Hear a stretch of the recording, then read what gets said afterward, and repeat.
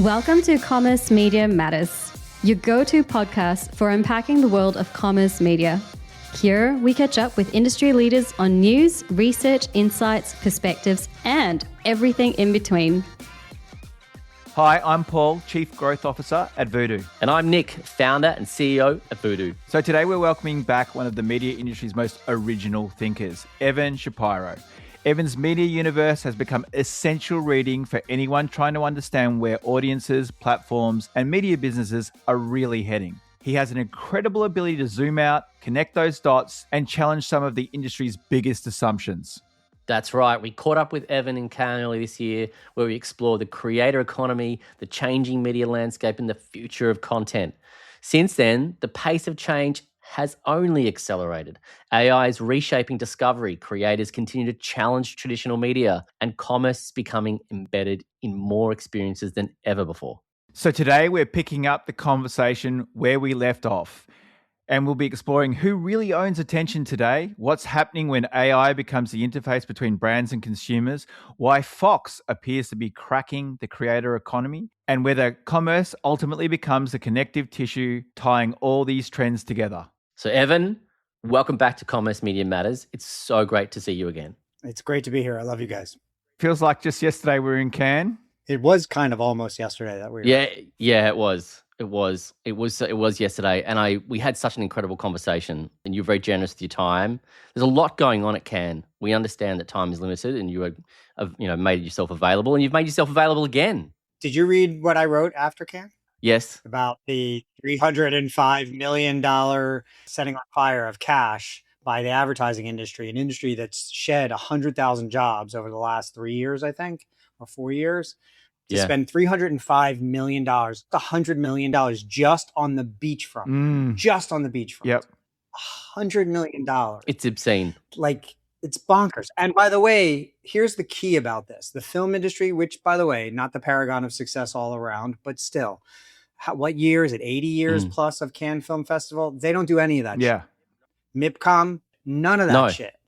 And business gets done. It's the same boondoggle, let's be honest. Content, meetings, deals get done. Equal amounts of deals get done at each one. The only one that spends $1 billion every 4 years on this while they're firing tens of thousands of people is the advertising industry. Yeah, it's a moment you could try to take a breath, right? Look, Evan, you've spent years, you're a sailor, you're a navigator, cartographer of this world. And I know it means when you drop those initial kind of, landscapes 3 or 4 years ago, I think it was. 6. Blew people's minds, right? And really saw a shift in what's happening. When you compare today's media ecosystem to what was there 3, 4 years ago, 6 years ago, what's the biggest structural shift you think the industry still hasn't fully appreciated? So you can look at a map. Next week, I'll drop a new map. So by the time this airs, probably a new map of the media universe for August 2026. That will be 6 years worth of maps to the week of the original one. And congratulations. You can see the original one and the new one on Media War and Peace, my newsletter, as I just mentioned. Yep. Last month's, July's, is already up there with the first one, the original one. And then next week, you'll be able to see August. The thing that's changed is the thing that's stayed the same. So if you go to the original map and you look at it, this was not meant to predict anything. There was no trajectory there. It was just a snapshot of a moment in time, but put in a way that no one had ever done before, which is all of the data necessary to run a business in media with all the true competition and platforms represented, big tech next to traditional big media. And what happened then, the reason why it blew people's minds was that the first time that the true scale of the difference between big tech and big media were put into context. Netflix was teeny compared to Apple. Teeny, tiny. Disney, equally teeny. They were about the same size back then, right? Yeah. And since then, the ratio has gotten worse for big media, including Netflix, by the way, and only better for big tech. But not just those big tech companies. So that was meant to show that big tech had taken over the center of gravity in media. That was the original assignment of the first map. Yep. And I then explained it with a newsletter that said, this is what it means. That was the first time I think anybody had done that.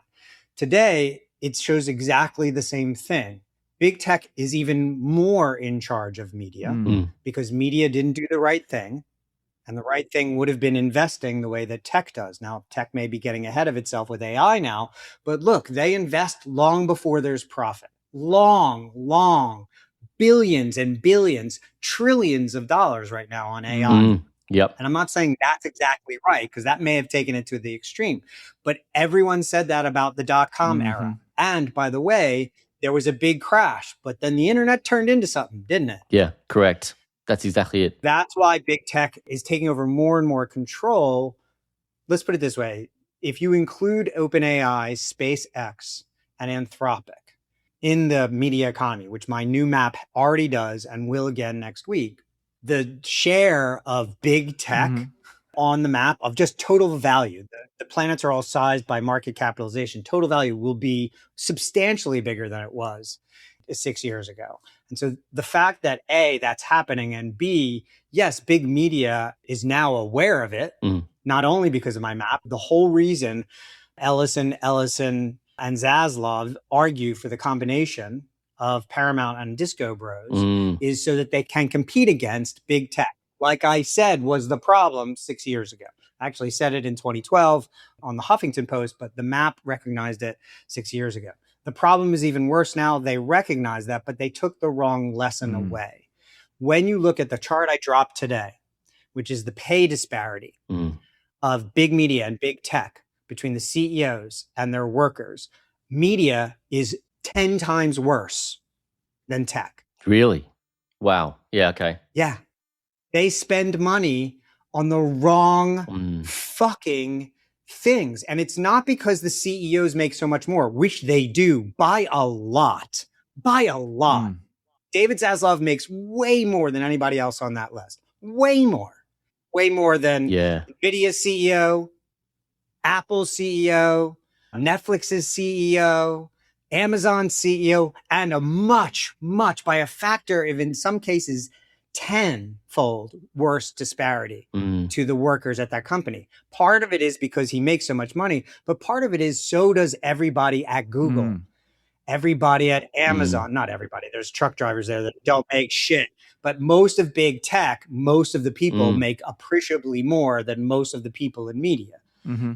And that's a good thing. But they also invest in the future in a way that media just never has. Wow. Okay. Netflix isn't even doing it now. So they've become big media. Big media's investment on the future, on things that don't make money, is ridiculous when you think about the billions that Amazon has lost launching products. Google has lost. Fiber didn't work, but they continue to invest in new technology, which is why they are the 5, 6, 7, 8. It's why Elon Musk was a trillionaire. Rest in peace, Amazon Fire, the Amazon phone. Remember the Amazon phone? Yeah. I mean, they had a crack, didn't they? So that's huge. You did mention in Cannes, and to bring it up though, that some of Trad Media, as you called it, was doing some interesting investments. There was the news called Fox and Lachlan Murdoch are doing the right thing. The New York Times does a great job, probably best in class, given the resources that they have and the size of their audience. Fox is the only traditional television entity in the United States. I think France Television in France in particular, who I should have brought up on the podcast, but I hadn't spent as much time with at that point. I was recently with them for a couple of days. I opened their annual new programming conference. Think about that. The French national broadcaster brought me on stage to talk about their new season. That's big. And it wasn't because I'm such a good traditional television expert. I said, when we met, I said, why do you know what I say out loud in front of people, right? And their CEO and their head of programming both said, no, we're there to talk about the death of traditional television, and we want you to do the autopsy. Wow. And we talked about what's coming next. And this year, France Television did a huge deal with YouTube. TF1 did a huge deal with YouTube. TF1 has a great partnership with a news creator named Gaspard G, one of the biggest names in news in France. He's 26. And he's a creator. Massive following. And they do a lot of work together. Hugo Decrypt, who is the biggest news creator in France, much bigger than a lot of other news organizations there.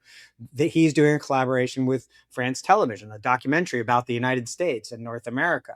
So there are two more examples. A lot of what's going to happen in television is happening in France right now. And I first found out about that because of my podcasting partner, Marion Renchette. But after studying the French market over a number of years, the Netflix deal with TF1, the France Television deal with Amazon, both of their deals with YouTube. There's a lot going on in France that is going to, the rest of the world will copy based on the success of it there. So with these big tech eating that center and traditional media, some of them are trying to catch up, but as you said, a lot of them are asleep at the wheel. They're not investing.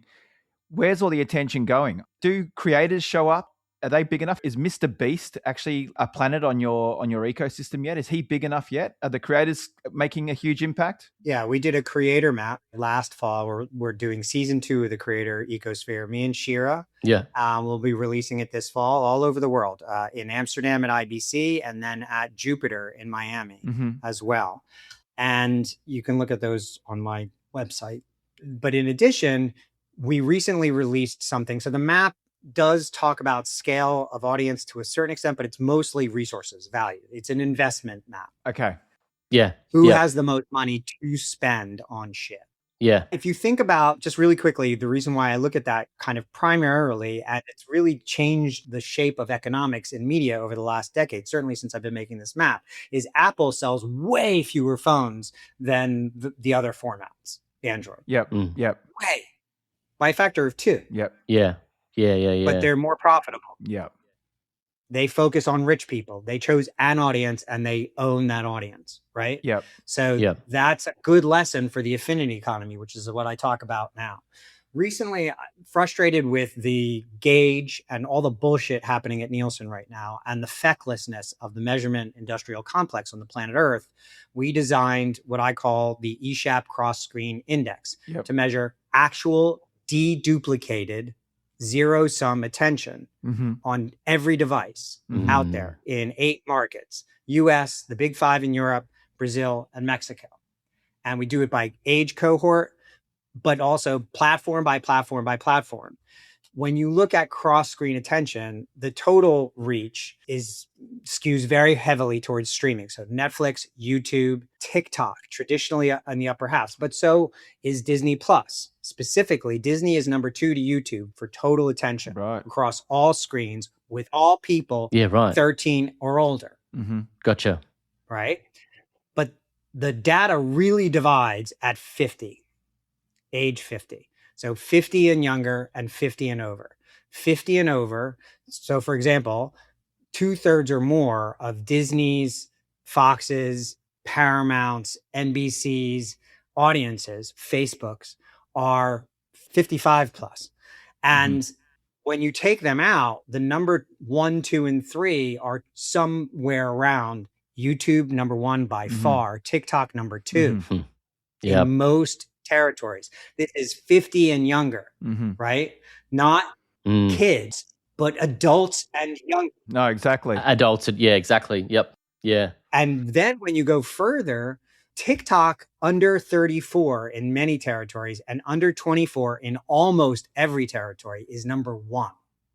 They don't have a television product. The reason why YouTube wins is they serve the whole consumer. They have phone, That's right, and native and shorts, and they have television. And they're the number 1 on television in a lot of territories, right? They're the number 1 for widescreen in almost every territory, right?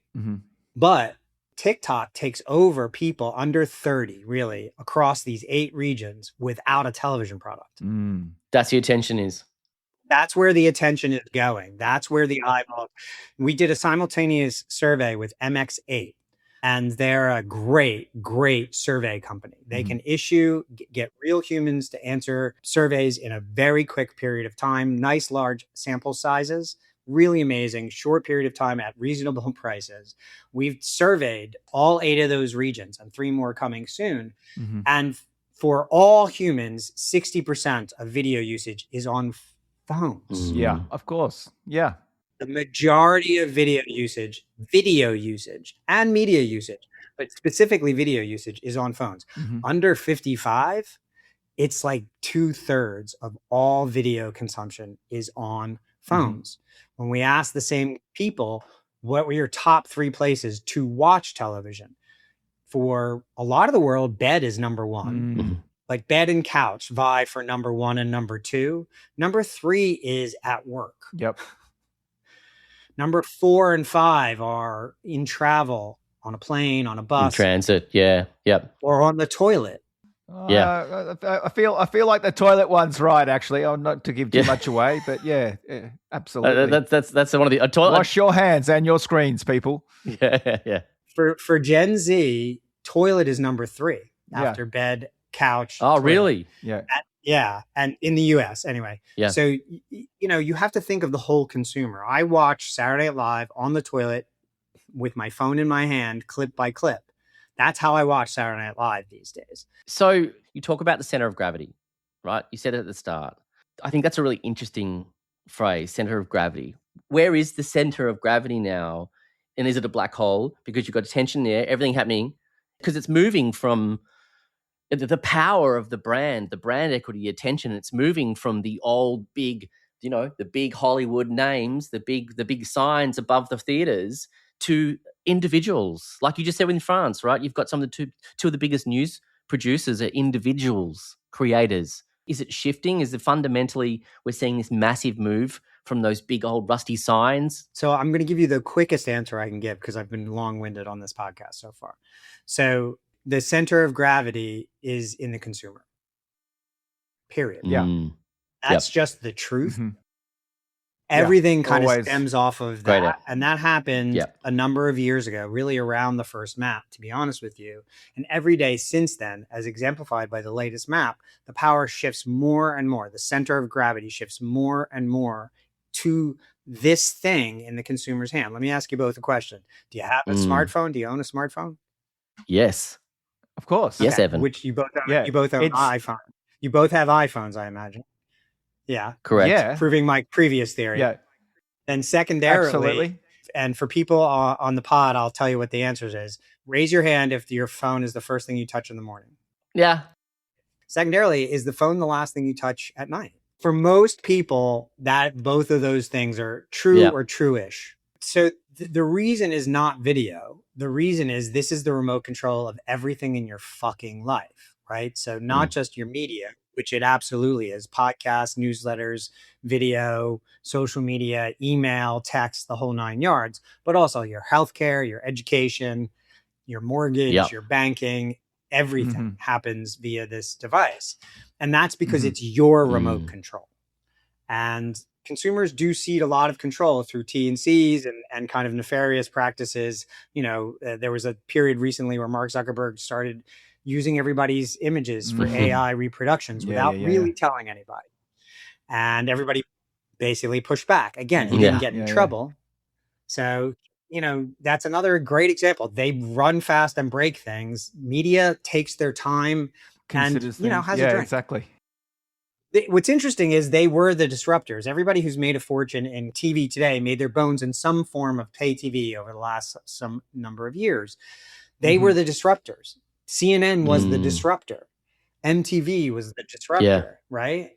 Netflix was the disruptor, but now they're being disrupted because they're not on a growth cycle. They are, can we take the money? How quickly can we take the money out of the business?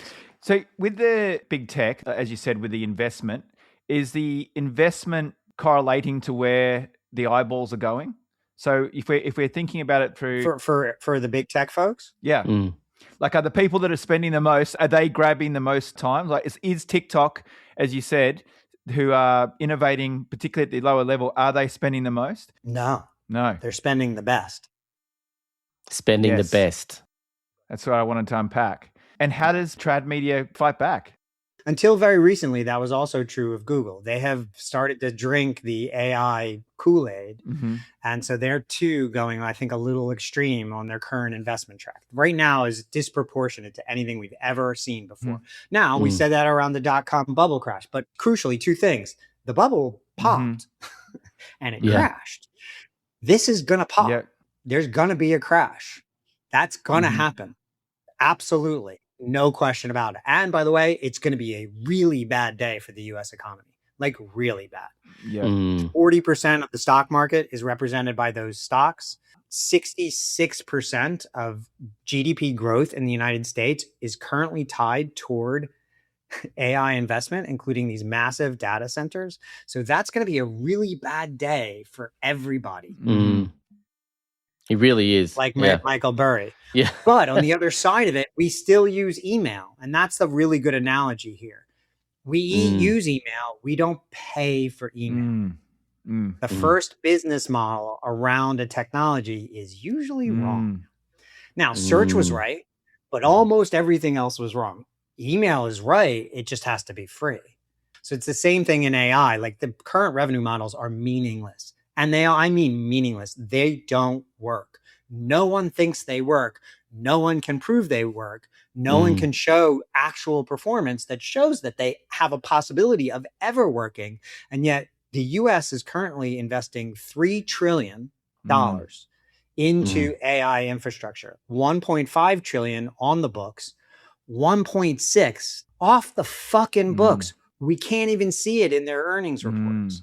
When you look at Google's earnings right now, a huge part of their revenue this year came from passive investment in SpaceX and other companies that are now worth more. Didn't come from revenue. It came from valuations. Yeah, right. And then you look at the investments these companies are making. Wall Street is worried. Real smart economists are very worried. They're basically saying the bubble is already starting to burst. Look at SpaceX's stock in the last 3 months. Look at Oracle's stock in the last year. So danger, Will Robinson, danger. And I have, again, written ad nauseum about this on my Substack, but listen to Scott Galloway. Go on TikTok and listen to the economic experts on TikTok who are all on there saying, hey, people, this is what's happening. It's the new race to the moon, isn't it? It's an arms race at the moment in AI. And one would say, like, what have we gotten from space? But I won't go into that. The key element here is it's more like military spending. Yeah. You know, it's just we do it to make ourselves feel, but it's really stock performance stuff that's going on here. And nobody really knows what they're talking about. They know what the product can do. Nobody knows what the business model is yet. Yeah. But let me go back to the original point, which is at least they have the money to spend because they've done this before. Yeah. So I am willing to trust Jassy and Google and a couple of and even Nadella at Microsoft and others, because they've been around this loop before. By the way, their companies are massively, massively profitable. And the newest areas are the most profitable. Cloud services, you know, all this other kind of stuff. So media has never, ever, ever, ever, ever done that. The last time we did that, we dug trenches for cable TV in the US and launched satellites for satellite TV in the US. Like that's the last major investment that traditional media has made. Now that resulted in broadband internet, which made Netflix possible. But what's Netflix's last true innovation? Think about that. You mentioned something back I wanted to unpack. You said that search got the business model right. Is that business model still right today with AI? I mean, is it? Oh yeah. I mean, is it? There's a lot of disruption happening.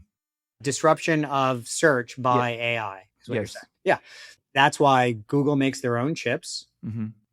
An advantage no one other than NVIDIA. They don't have chip inflation. They don't have chipflation like everybody else. They make their own fucking chips. Yeah. Very smart, vertically integrated. And they're replacing Google with Gemini. They have the best search engine, the two best search engines in the world, biggest search engines in the world. People sleep on YouTube as a search engine. We've said this before. So YouTube and Google are by far together. It's a Googleplex X, everybody else's data. Think about that for a second. Then secondarily, they're just going to elegantly replace both of those search engines with Gemini. They've already done it. No one's really paying that much attention. And that's the model. They're not selling you. I don't pay for Gemini. I pay for G Suite. In fact, if you're on G Suite, every day you wake up, there's a new integration for Gemini. In fact, I can see Ask Gemini in the top right-hand corner of my screen. I didn't pay for that. I just got it. Yeah, I see what you're saying. So, Evan, if you own the chips, do you own the house? I haven't studied their infrastructure investments the way that they are, but heretofore, the vast majority of Google's investment in AI has been internal, not external. They have not traditionally played. That has changed in the last year. There's a circular loop. I predicted this in January, and there are other people who've redrawn the circle jerk economy of AI. But NVIDIA is investing in companies. That's a great quote. Circle jerk economy. And it's all dudes. And I'll tell you how it goes. Here's the circle jerk. NVIDIA is the bank of AI. They invest in Anthropic, they invest in OpenAI, they invest in all these other companies. They have co-investors at Microsoft and Meta and other big companies. And SpaceX is now sitting right alongside of them. So those are the three biggest clients right now. They're buying the vast majority of compute on the planet Earth.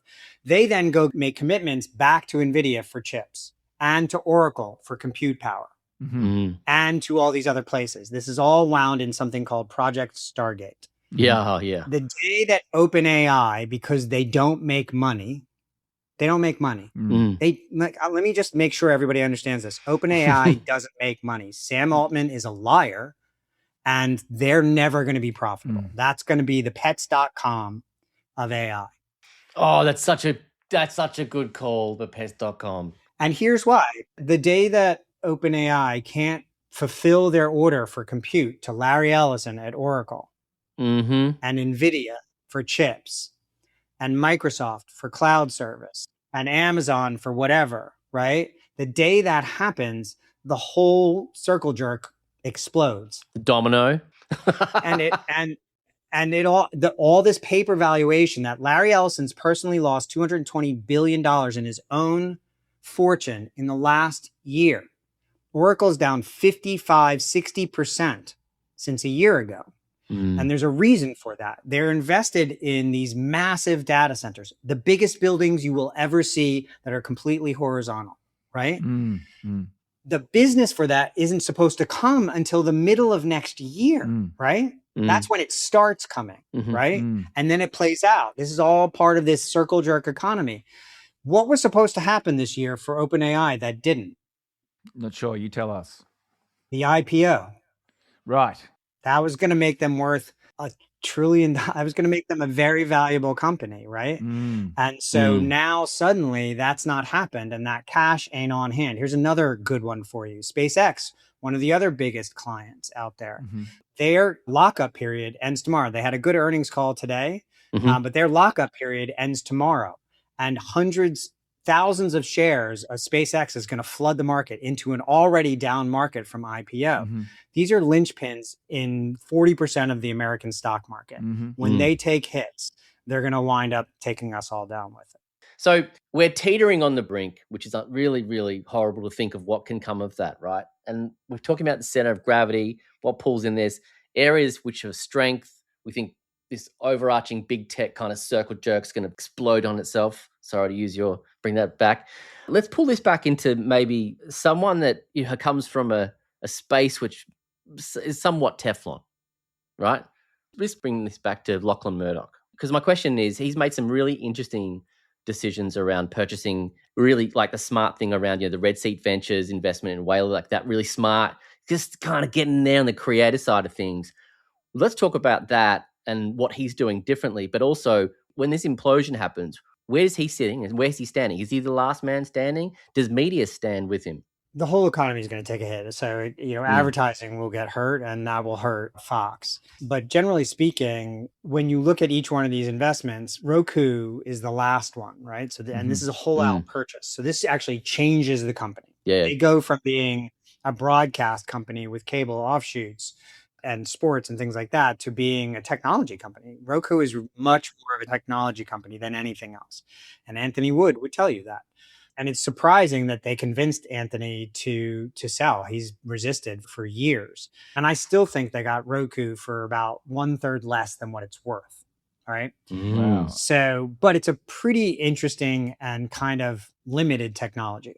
It's a television technology only. It doesn't really work on phones at all. So they don't have a mobile strategy, and it's only America.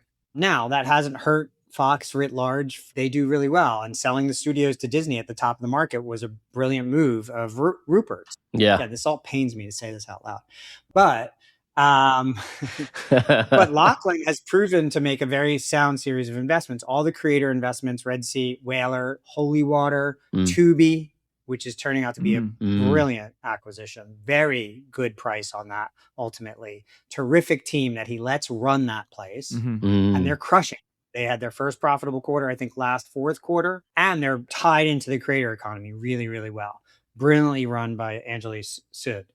Then you add Roku to this, and you have about 45%, maybe 50% of the US television operating system market. About half of Netflix's consumption on TVs in the US are on Roku TVs. About half of YouTube's consumption on TVs are on Roku TVs. Amazon, Disney, NBC, I can go on. So that is the new gatekeeper. The OS, Google outside the US is the biggest worldwide. Amazon is really number 2. Actually, no, it's probably between Amazon and Samsung at number 2. But I don't know if you noticed this, South Korea just had a huge crash. Yeah, big. Yeah. Trillions. That's going to disproportionately hurt Samsung. And it's mostly around AI. It's coming here. That's metaphorically the tsunami, like the whole thing, it's coming our way. So Samsung is going to be disproportionately hurt by that because a lot of their valuation, they went over $1 trillion valuation recently. That's been from AI, not TV sets and not phones. And so think about that for a second. Samsung's big here, but they're not near, they're about a third or less the size of Roku. Amazon is a third or less the size of Roku. Google really doesn't even matter in the United States from a television operating system. So this is a massive opportunity to do what Fox does incredibly well, which is sell ads and shit. They sell a lot of ads and shit. And the most valuable screen on television from today forward is that first screen that comes on when you turn it on. And on a Samsung OS, it's Samsung's and they own the inventory. On a Roku's, it's Roku's. And that first screen inventory is now in Lachlan Murdoch's hands in the United States of America in this economy. That's going to be the most valuable piece of advertising real estate, I think, on the planet Earth that's available at scale. You know, obviously Super Bowl. But think about that. He owns the Super Bowl either way. He owns the Olympics. It's such a good either point. way. He owns every culture. If you're running to your television screen, if you're there to game, he gets to you first. And so that's just going to be, and they're barely using it today. Barely. Yeah, there's so much scope, right? There's so much scope. 100 million TV sets, most of them in the United States of America. Yeah. That's the TV sets, though. What's their play in mobile? And is that when you hear an Apple come in because they own the more profitable demographic from an OS perspective? Yeah, I don't think Lachlan Murdoch wants to be in the global OS business. He doesn't want to be in the television business. He wants to be in the advertising business. And so it's very difficult to understand how you're going to compete in mobile. My recommendation, were he listening, and that company has hired me here and there to consult, what I would say is use other people's platforms, OPP. You can sell a lot of inventory and do a lot of advertising revenue on TikTok, on Instagram, on YouTube, on all of the mobile services that somebody else is paying to operate. You don't want to be in the handset business. Now, he has great partners at Comcast and Charter, which will soon be one company, by the way. I would say by this point next year, those two companies are merging. Yeah, right. And so like they have together 20 million mobile users and growing. It's the fastest growing part of their business is mobile. There's a good partner there, absolutely. That version of Fox is really a domestic business. So a combination of Roku, YouTube, TikTok, Instagram, and a really good packaging team, which he has. Fox has a best-in-class ad sales team. So I think you're going to see a really round strategy. That's what I think they're up to.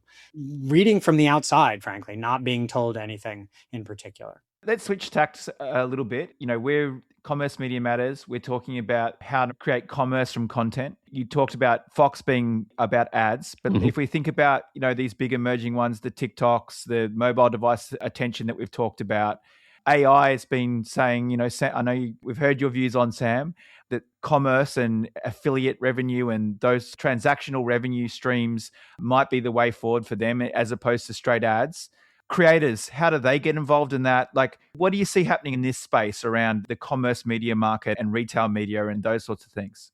Yeah, I mean, this is what I was just saying about Fox, which is a diversified portfolio. So they now have a pretty neatly diversified portfolio. They exited the traditional business, right? Getting rid of those revenues, but getting rid of that overhead that they were eventually just going to have to cut, right? So they took that, reinvested it in the company, and now they are much more nimble, targeted, domestically, regionally targeted, but also really psychographically targeted as well. The overlap of Roku users and Fox constituents is almost a full circle.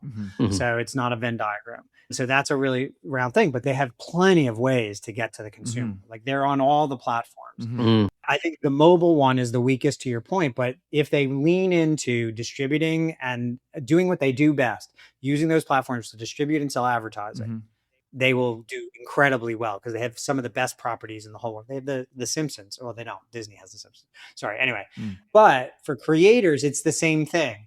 It's no longer clicks. It's no longer just sponsorships. Those are important, but it is also no longer about scale. The Fox lesson is a good one. So is the Apple one. Pick your audience. Know everything about them. Super serve them. They will tell friends and your audience will grow organically. Be everywhere that audience is, and your audience will grow organically. Being able to derive revenues in different ways. My business, I'm a creator. We get a good deal of our business from subscription. We get a good deal of our business from advertising. We get a great deal of our business from live. And we get a good deal of our business from direct sales, publishing. Each one of those is an individual line. We're not a big company. We're a small company, right? Yeah. But we've also been able to accelerate revenue by having multiple ways to draw it in. So does that make sense? Yeah, it does. I'm trying to tie it back because the thing that I'm really interested in is there's some synergies here with regards to let's kind of pull in Amazon here. They've got Prime. They've got something that a lot of, say, the traditional media and now the new school trad. Can we call them a new school trad wife? Sure. There's Lachlan, a new school trad wife. I would put Lachlan in the same place as the Times. I think they are both well-transitioned media companies, and they've done a really good job of it. So one of the strengths I'm getting to is that, and we're seeing this between Amazon and Walmart, one of the strengths is that first-party shopper data has become really, really super, super valuable because you can tie it back to so many different channels and activate and drive this commerce outcome, right? Which adds more revenue, more margin. We know that Walmart's trying to do more of this with their acquisitions and with Vizio and get that authentication and get some of those shoppers kind of identified in those channels. Let's kind of pull it back. What's Lachlan's play here? How does he grow into a commerce creator economy? Is that a pathway for him? Totally. There's a couple of different ways to do it. I think an affiliate model to start. So think about it this way. There's already a ton of Fox content that is either old Fox or new Fox content that is on Amazon. And there will be only more on a moving forward basis. Eventually, Fox will also be, I don't think they are currently because retransmission consent. Maybe they are across Amazon channels. I don't know if they are, but that's another way they'll be able to be in business there. And so I think you have to think about, the ways that you can keep the nimbleness and not have to build out the tech infrastructure. Yeah, great. So Amazon is a great partner. And if you'll note, Amazon part was basically on everybody's upfront stage. They were mentioned in, except maybe YouTube, everybody's upfront mentioned either had Amazon on stage because they were selling together. You're right. Netflix is working with Amazon. They're all working with Amazon. So that's a great product for them. I think Walmart has the capability of building something. Again, it's not going to be to scale, but don't poo-poo Walmart. So Amazon we'll see where it winds up, but around $60 billion in retail media advertising spend revenue this year. But Walmart will do between 6 and 10. Yeah. So they're just brand new to the game and they just got Vizio on board. But their data stack, the way that think about, we talked about phones earlier, so much of the Walmart experience is now on phones, both before you get to the store and then after you get there. A lot of people use their phones to drive up and have it delivered to their car. So that's a whole mobile experience. And then obviously Walmart does a lot of home shopping that they send people their products afterwards. So it's not as big as Amazon, but mostly because it's not global. It's just domestic. Another kind of interesting, chosen Interesting thing. Yeah. But look at Walmart. We talked about big tech in comparison to media. Walmart bought Vizio. They're investing in all of this tech. They're building out a retail media advertising network. Yep. They're investing in things that at a faster pace. Wall fucking Mart is investing at a faster pace as a percentage of revenue. And they're making bolder moves around this stuff than traditional media. But then also think about Rob Wade going and doing a deal for a show on Walmart. Yeah, right. So we have Gordon Ramsay. What if Gordon comes on the Walmart shopping platform once a month and cooks a meal, and everything, including the pots and pans and the stoves, are available in the Amazon shopping experience? I think Walmart's going to need a Fox more than an Amazon will, because Amazon has football and basketball. Walmart doesn't. Good point. So I think there are ways to partner your way, but TikTok Shop is another really good example. Lachlan and all his talent should have channels on there that are pumping products, and they build a partnership. When you buy it on air and you buy it on the streaming platform, you also get it syndicated in 3-minute increments. Same fucking show, same half hour, same hour show, syndicated in micro drama bits in vertical premium reality television and scripted television onto TikTok and Instagram and YouTube, as well as vertical. That's the package of the future. And Lachlan is going to have to weigh the cost benefit analysis. That's so true. Sunsetting the cable fees, which are still, a lot of money every year, billions of dollars every year. That trade-off, and that's what Disney's earnings tomorrow, that's what they're going to talk about, is the trade-off of ESPN going from a television network to a direct-to-consumer product. Fox News will eventually have to do that or die.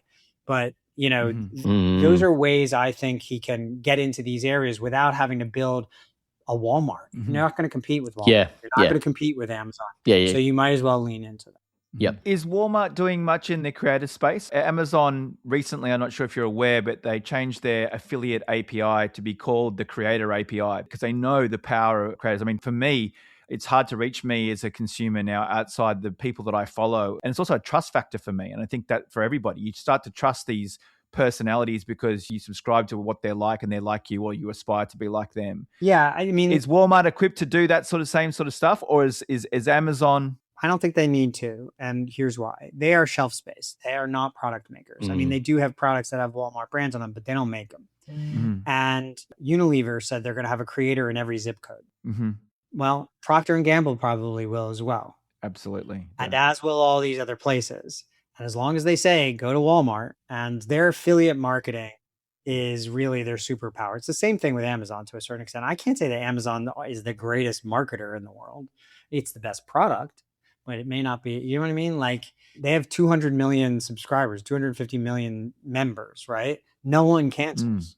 Yeah, it's absolutely. That's why Amazon is as big as they are. You know what I mean? That's the reason. Yeah, absolutely. Everybody goes there, but it's those 200 million members or 250 million members paying $100 a year or something like that. That's the real power. And then they use that to funnel things like cloud, which is now by far and away Amazon Web Services, their most profitable business. Yeah, massively so. And their fastest growing again because of AI. Evan, wow. Yeah, let's come back to the oodles of cash and stuff that was, dropped at Cannes again, where the disparity lies against tech and media. Let's talk holdco and traditional agency. They're coming under more and more pressure. We're seeing more nimble, these really kind of new agencies where they focus on, like you said, focus on a really specific thing. What's happening with automation and how does it reshape media buying? Where are the holdcos going with this? What is going to be their new operating system in this new world?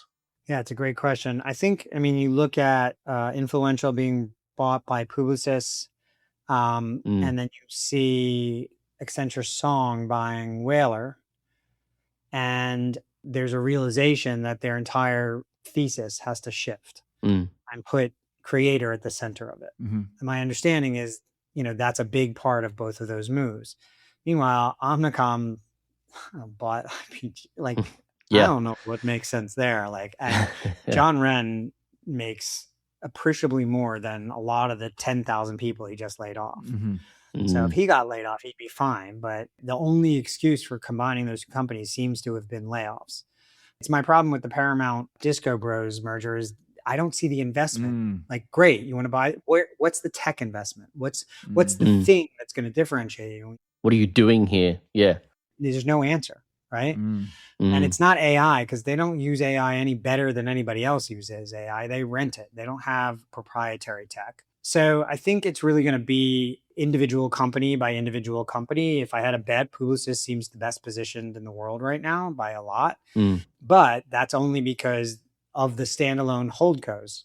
Now, that's an oxymoron, but these are all standalone companies. They only do advertising and marketing.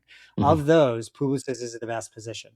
Song, now, to me, is really well positioned, and specifically because they got, I think, the best at what they do in Whaler, but secondarily, they're not just an advertising agency. This goes back to what I was saying. Good point. They do a whole lot fucking more than ads. A whole lot. They're massive. If you look at my map, you can see they're 2x to 3x bigger than every other planet in that solar system because they don't only do advertising. And that's the point of that map in the beginning. Was these big tech companies do a lot more than one thing. And they're in media as a part of the graphics or interface of their platform, not to be all and end all. That's why they will win. And Accenture is a really good example of that coming true.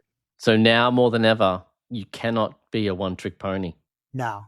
I think all of the major holdcos as we know them will either be out of business or bought by another company in the next, certainly, decade. I would agree with by that. By 2035, most of those planets will either be inside another planet or they won't be in business. Well, Evan, as usual, it's been fast-paced and furious and amazing content. There has been some absolute great little one-liners. I mean, I go back to Circle Jerk. That one's definitely making the cut. No, for me, it was that OpenAI is the pets.com. Another cracker. So as usual, on great form. To lighten the load and finish up, we normally play a game at the end. You've played some before. We thought this time we might play a word association game. Cool. So quick, we'll just give you a word. You tell us what the first thing that pops in your head. This should be hilarious with you. Nice and light. Yeah, nice and light. Dark. So ready. We'll start. Ready to go? So let's start. TikTok. Fast. Retail. Media. Credit card. Debt. Fox News. Ugh. That's it. AI. Hype. Apple. Out of ideas. And last but not least, hello. Goodbye. Perfect. Oh, Evan. No wonder you're so slim. This is the amount of energy that you put through the mic and the screen. And yeah, I'm it's imagine having to co-host a podcast with this. Yeah. Poor Marion can't get a word in edgewise. I'm sorry I talk so much. No, that's it. That's why we got you on. Yeah, we love having you on the show. It's always the depth of the insights is incredible, and you're very generous sharing with it because we know you've got your channels, you're a creator, and I must say we've been dining out on this for a long time. You call Paul and I creators in Cannes, and we have not let it. Yeah, we have not let it go. I've gone a little bit too far, Evan. I've even asked for my rider. Like I was like, where's my little travel pack and when I get to my hotel. Do you have a ring light? We've got the portable one. Yeah. We couldn't have done this without our producer Rachel Fang. She's and everybody else. This was a lot of fun as always. You guys are a hoot, so I appreciate it. Thank you for listening to the Commerce Media Matters podcast. If you enjoyed this episode, make sure to follow and subscribe. We're always on the pulse of the ever-changing landscape of commerce media, ready to share the newest trends, insightful perspectives, and expert opinions with you. Until then, stay curious, stay informed, and keep making media that matters. This podcast is executively produced and edited by Priya Tahazadeh, with co-producers Sandy Ho and me, Rachel Fang. This podcast is recorded on the lands of the Bidjigal, Gadigal, and Wurundjeri people, and we wish to acknowledge them as the traditional owners of the land.